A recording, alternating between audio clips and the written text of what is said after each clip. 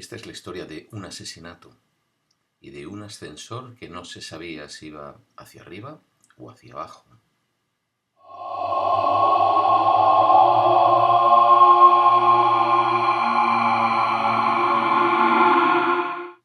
El ascensor al infierno. Así podía haber titulado esta historia. La primera golosina que yo perdí o negocié fue, recuerdo perfectamente, una tira de regaliz redonda con una bolita de anís en el medio.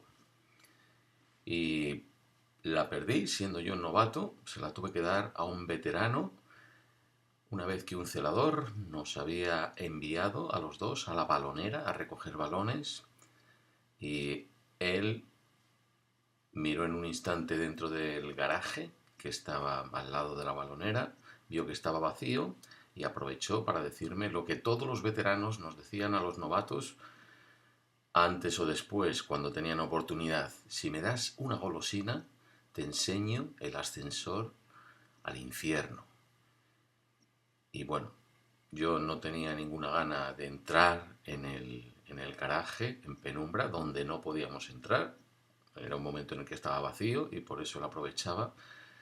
No tenía ninguna gana de ver ningún ascensor a los infiernos y no tenía ninguna gana de dar ninguna golosina, pero accedí porque todos los novatos, tarde o temprano, nos enseñaban el ascensor al infierno. Así que cuanto antes, mejor. Bueno, por lo menos la siguiente vez que otro veterano ya te preguntase, ya decía, no, ya lo he visto. Así que accedí y allí entramos los dos en el garaje, en penumbra, nos acercamos a una estantería grande que había en una pared, así una estantería bastante ancha y hasta el techo, llena de herramientas y cajones, y me dice, mira, acércate ahí, y me acerco, se pone, mira, y según me acerco hacia uno de los cajones, ya siento una oleada de aire fétido y húmedo, o sea, algo había ahí.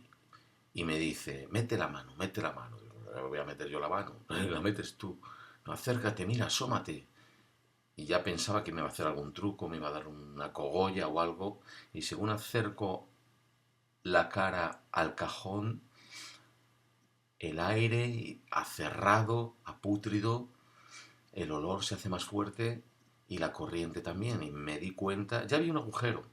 Detrás de la estantería había un agujero y te dabas cuenta de que la estantería, tenía roto, la madera de atrás estaba cubriendo algo, estaba cubriendo un cuarto, un espacio. Y me dice, mira, mete, asoma la cabeza más adentro. Digo, que no. Me dice, mira, coge un tornillo y lo tira dentro. Y oí clac, clac, clac, clac, clac. Pero no hacia abajo, sino rebotando en el suelo. Y obviamente había un espacio ahí, un cuarto, algo. Y digo, vale, pues nada, ya ganaste la golosina, vámonos. Y salimos. Y no vi nada. Y él se llevó la golosina el siguiente domingo cuando me la dieron por mostrarme, pues nada, que había ahí un agujero, pero otros niños habían visto más porque algún veterano iba pues con una linterna y me habían dicho que lo que había era un espacio como un pequeño cuartito y al final se veía lo que parecía una puerta metálica así con verjas y que eso era un ascensor que bajaba hasta el infierno. Y bueno, pues por las noches, de cuando en cuando, a veces, de pronto había un ruido en el colegio, un ruido así lejano que era como una turbina o probablemente la caldera, pero nosotros decíamos, mira, es el ascensor al infierno, que está funcionando, los demonios ya están subiendo. Y nosotros lo que subíamos era el embozo de la cama y tirábamos de la manta hacia arriba y nos tapábamos. El ascensor al infierno. Y tengo una foto, os la voy a mostrar. Aprovecho este momento para decir que las imágenes rodadas que he mostrado de un lugar y las fotos que he mostrado en vídeos anteriores son todas reales del colegio. Como lo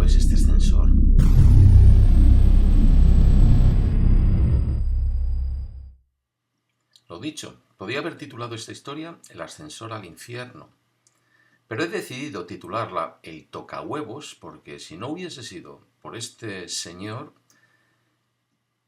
el incidente que voy a relatar tal vez no se hubiese producido, al menos en ese momento. Tal vez esta es una historia que sí estaba condenada a ocurrir, pero de otra manera. El tocahuevos. El tocahuevos fue un médico que vino y se puso a tocarnos los huevos. Y eso causó un pánico colectivo increíble, porque era algo tabú que alguien inconcebible viniese y te tocase los huevos. A mí fue la primera vez que me los tocaron. No te los toca tu padre, tu madre, viene un extraño y se pone a tocarte los huevos. Era indescriptible, inimaginable. Bueno, pues ocurrió. Teníamos una monja enfermera que era eficiente, a lo mejor es la manera más apropiada de decirlo, eficiente en que se encargaba de que no nos llevasen nunca al hospital o a ver a un especialista, porque si tuviésemos un asunto de gravedad, pues tenían que llevarnos al Hospital Militar de Valladolid. Y ella, por ahorrarse ese gasto del ejército, era capaz de cualquier cosa. Así que muchas mañanas amanecía gente enferma, a lo mejor con un catarro, la monja enfermera venía y decía, a ver, ¿qué pasa? ¿Qué tienes? Tengo fiebre, hermana. Te ponía un termómetro, iba con sus termómetros por los dormitorios. Si tenías fiebre, a lo mejor tenías un catarro, pues te metía un antigripal de los laboratorios de las Fuerzas Armadas que capaz de hacer funcionar a un caballo con malaria. Y a lo mejor te perdías la misa, como mucho, pero luego el desayuno, a las clases ya no faltaba nadie, todos estábamos allí. A media mañana bajaba el efecto del antigripal y estabas con una fiebre delirante el resto del día, como un alma en pena cayéndote, pero eso ya era otro problema. Allí a los especialistas no íbamos nunca, vamos. Pero ocasionalmente venía algún médico. Y cuando venía un médico de afuera era pánico colectivo, porque generalmente venía para una vacuna de algún tipo u otro. Y a ti, tú mismo seguramente te has vacunado y sabes que tan doloroso como la aguja y el pinchazo son los prolegómenos, el prepararte, la preparación para ello. Estás deseando que pase cuanto antes. Bueno, pues eso en nuestro caso era el momento de pánico colectivo, porque nos ponían a todos en fila, o todos los de una clase, o todos los de un dormitorio, allí delante de la enfermería, y claro, hasta que te tocaba, ibas avanzando pasito a pasito y oías los gritos que salían de adentro, y veías salir a los niños llorando, entonces, por favor, por favor. Y bueno, nos aterrorizaba. Pero este médico no vino a ponernos ninguna inyección. Este médico vino a algo todavía más inconcebible y terrible.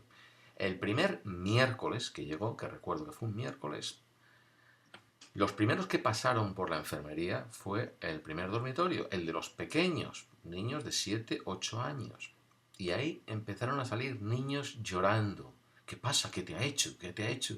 Que me ha tocado los huevos, que me ha tocado los huevos. ¿Que te ha tocado los huevos? Pero eso duele. ¿Pero cómo puede ser? Nadie se lo quería creer, pero así fue. Salió todo el mundo llorando y un pánico colectivo. Y el médico iba a volver al miércoles siguiente para el segundo dormitorio, que era el mío, los medianos, y luego otro miércoles para los mayores. Pues cuando volvió al siguiente miércoles estábamos todos aterrorizados. Y diciendo, y ya le llamamos, ya se había quedado con el mote del tocahuevos. Ya ese segundo miércoles al tocahuevos le rayaron el coche. Porque parece que no vuelva, que no vuelva. Y yo recuerdo, he visto, salía gente llorando. Los míos ya éramos 9 10 años, mi dormitorio, pero aún así salía gente llorando. Y yo puedo decir muy orgulloso que no lloré. Pero para ser sincero, estaba así, con los puños cerrados, muy estirado, y esperando, qué sé yo, esperando que me electrocutaran o algo, que me pusiesen, no sé, una descarga eléctrica en los huevos, no sé. Lo que estaba haciendo, que no lo sabíamos entonces, pero ahora sí, lo que estaba haciendo era simplemente ver si estábamos herniados, si teníamos una hernia. Venía, te tocaba el escroto, te tocaba los huevos, te pedía toser. Y eso era lo que estaba haciendo, pero como no lo sabíamos, y es que nadie nos había tocado nunca los huevos, esa es una cosa, todos hombres, tíos que éramos, y de pronto era como magia negra, una cosa, que te toquen los huevos. Bueno, pues por ahí pasamos el primero, el segundo dormitorio y llega al miércoles siguiente el de los mayores y los mayores amotinados. Que no, que no, que no, que el toca huevos no, a mí no me va a tocar los huevos. Porque esa es otra, la gente se empezó a envalentonar, ¿no? Pues a mí nadie me toca los huevos, pues tal, eran los mayores. Pidieron a la monja durante la semana, por favor, hermana, que no nos toque los huevos. No seáis tontos, es por vuestro bien. Se hizo una comitiva para ir al coronel del colegio y pedirle que no viniese ese señor a tocarle los huevos. Y el coronel, pues casi castiga a todos los que subieron, porque diciendo, no, a estos ser hombres, que esto es un colegio del ejército, y si te tocan los huevos, te tocan los huevos. A callar, todo fuera. Pero los mayores que no, que no. Y entonces lo que decidieron hacer es pues lo que hacen los piquetes en las huelgas, el fastidiar la cerradura. Y quedaron en que la noche del martes al miércoles, la noche previa que viniese el toca huevos, iban a ir ahí un grupo, todos, se apuntaban todos, a bloquear la cerradura. Entonces llevaron eh, palos, piedras, chicles, pegamento, hubo uno que se subió un tarro de arcilla, eh, vamos, se prepararon como para romper 10 cerraduras, 100 cerraduras, en lugar de solo una cerradura, que la puerta de la enfermería, ya lo digo, era una puerta como la que tengo yo ahí, que no se ve ahora mismo porque es de noche, he bajado la persiana, pero si ves cualquier vídeo mío de día, es prácticamente la misma puerta, una puerta así francesa, con unos cristales que son opacos, bueno, se deja pasar la luz, pero no se ve lo que hay del otro lado. Y una cerradura, pues grande, para llave de hierro. Pues eso era todo lo que había que bloquear. Llegó la noche del martes al miércoles y lo que no estaba planeado es que fue una de esas noches en las que el viento soplaba de una manera bestial, como un huracán. Y esas noches ya, cuando soplaba así el viento, ya miedo en el cuerpo. Así que la mitad de los que iban a levantarse y participar en el motín ya no lo, ya se rajaron y no lo hicieron. Pero aún así se levantó un número considerable de gente, mayores, para allá fueron todos. Venga, que no nos va a tocar los huevos, ya verás mañana. Da. Iban con el miedo en el cuerpo, porque avanzar por el pasillo en una noche de estas era como estar en medio de un tren, en marcha, por la noche, porque las ventanas eran de la fuerza del viento, aunque la ventana estuviese bien cerrada, son ventanas viejas y vibraba así, como que en cualquier momento además reventaba un cristal. Y 57 cristales reventaron esa noche. El señor Juanito nos lo dijo a la mañana siguiente, 57, o sea, fue una noche, pero bueno, allá fueron, hay un grupo de valientes, ¿no? Llegaron a la puerta de la enfermería estaba en el pabellón central del edificio, pues justo antes de entrar a la capilla, estaba ahí la puerta que daba a lo que era el complejo, el pequeño complejo de la enfermería, que tenía, o sea, tenía estas puertas, abrías a la izquierda, había tres puertas según entrabas, había como un pequeño vestíbulo, a la izquierda había una puerta que daba a un almacén chiquitito de boticas y medicinas. Enfrente estaba lo que era la puerta del quirófano, que era una puerta de estas de empujar, con dos ventanales así como ojos de buey, pues como las que se ven, pero que no entrábamos nunca porque el quirófano no se usaba. Y a la derecha había otra puerta que daba ya a una sala más grande, que era la enfermería, propiamente donde nos atendían. Vale, pues llegaron aquí a esta puerta que daba acceso a todo eso, chin, chin, chin, y se ponen a bloquear, ahí meten los palos, el chicle, lo que metieran. Enseguida eso ya se veía que estaba bien, bien atrancado. Pero en lo que estaban ahí, ¡pum! un cristal en una punta del colegio. Saltó por los aires. En cuanto salta uno por un lado y otro por otro, o hay una ventana abierta, por otro lado ya se crea una corriente dentro del colegio que era como estar en la calle. Y eso es lo que pasó. Estaban allí de pronto un vendaval. Y los mayores, el grupo de mayores, allí en pijama, tío, vámonos, vámonos ya, vamos. Venga, esto ya está hecho. Y de pronto dice uno, mira, mira, hay luz ahí adentro, mira.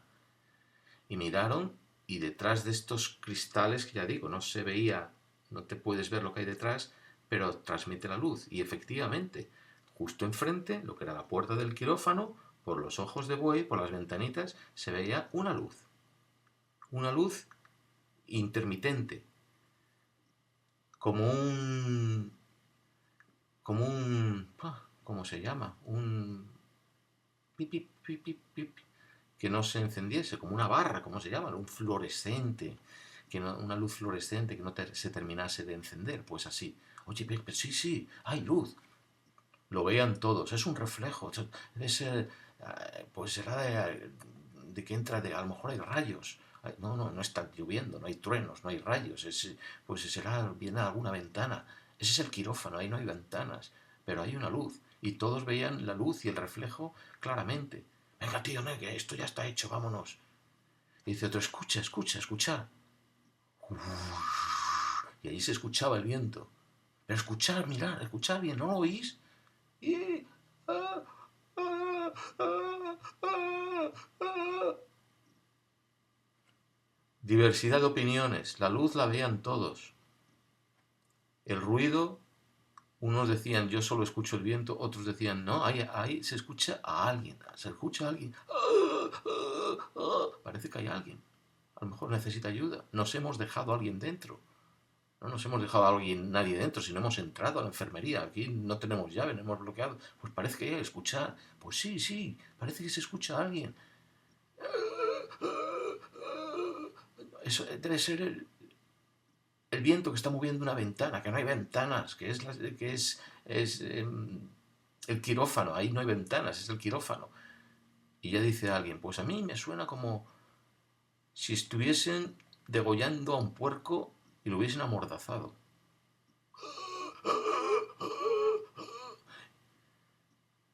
Y sería porque la gente empezaba a escucharlo más y más claro, como un grito desesperado, un desgarro, que ya les entró el miedo en el cuerpo. Vámonos, vámonos. Deberíamos de llamar a alguien a lo mejor. Si nos hemos dejado a alguien, si hay alguien pidiendo, deberíamos de llamar a... ¿A quién? Vamos a llamar a una monja, para que vea lo que hemos hecho, el destrozo. Vámonos. Y se fueron. Se fueron por no escuchar más. Porque el... cada vez era más claro.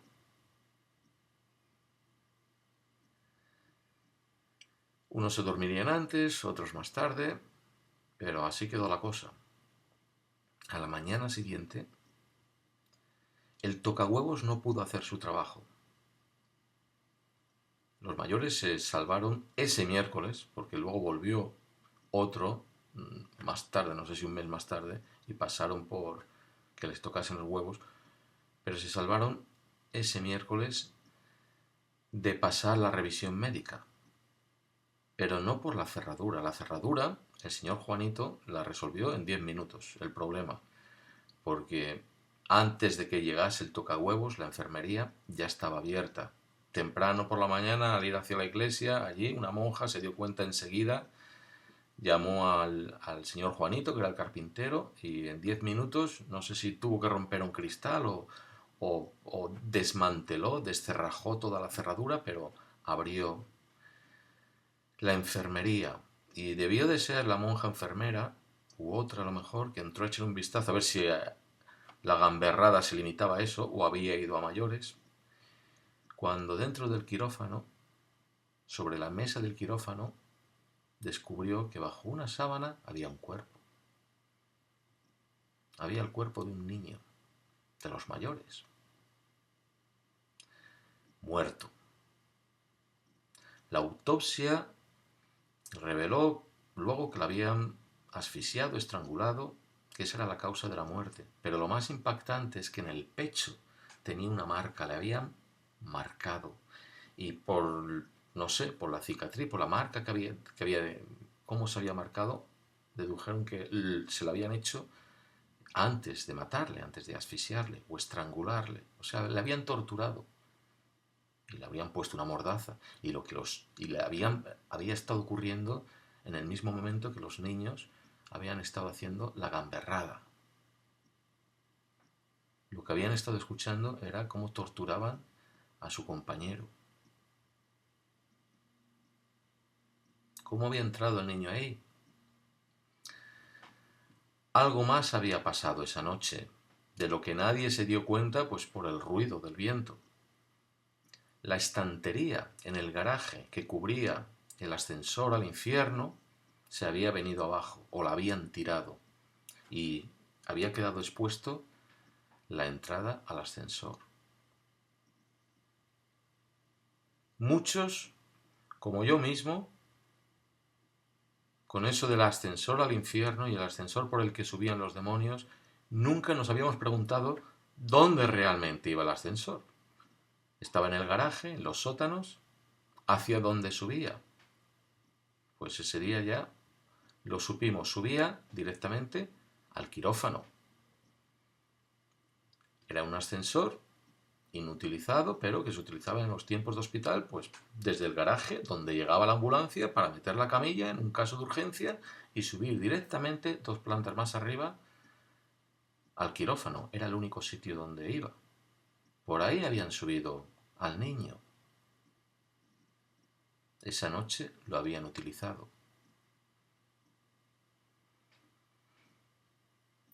Cuando vieron la inscripción del niño en el pecho, tanto las monjas como el personal de servicio, como los mismos compañeros de curso de ese niño, cuando vieron esa inscripción, supieron quién había sido el asesino. La tortura, la inscripción, le habían hecho la marca de un corazón con una flecha. C, ama, ahí. La misma inscripción que haces cuando estás enamorado en las paredes o en un árbol, de un corazón con una flecha, C, I. Y se lo habían hecho con un pirografiador, así era como lo llamábamos, que era un instrumento que usábamos en las actividades manuales, que era como un bolígrafo gordo, con una punta que era una resistencia.